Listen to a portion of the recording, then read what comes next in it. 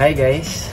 So, tatry ko yung new setup. Nakatayo lang. I mean, naka-standing ako while reviewing the shoe.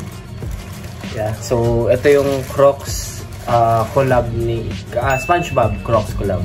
So, yung binili ko is yung Patrick. Sobrang hirap niya hanapin. Size 10 yung size ko. So, unboxing. Wala siyang special box, unfortunately. Pero, yeah.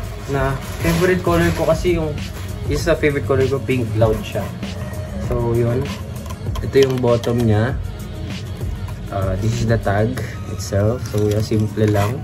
And then, ito yung mga G-bits. So, si Patrick.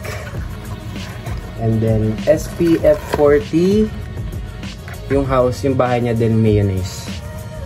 And, ito yung sa loob. And so, meron din siyang detail dito.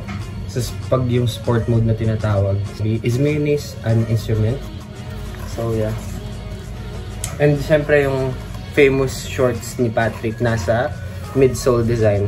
Angas din siguro pag ito, dito sa outsole. Pero, yeah. Ito lang siya. Simple lang. So, papasok kasi ako sa trabaho, sa work. Share ko lang. Tapos, ito pala yung gilid, yung button niya dito, yung face ni Patrick. Yung kabila, normal lang na Crocs itself. So, itatry on natin to. Yun guys, ngayon na lang ulit ako nakapag-review. Subscribe guys sa channel ko. SpongeBob X Crocs collab.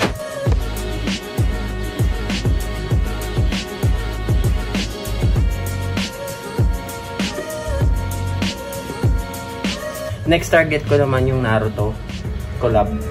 Wala akong makita rin eh. Pero ang ganda nung yung Sasuke para sa akin. Tsaka yung Minato pala. Although lahat naman, good still. Ewan ko, parang bigla akong naano sa mga Crocs collab. Gaganda rin kasi talaga. Bye-bye.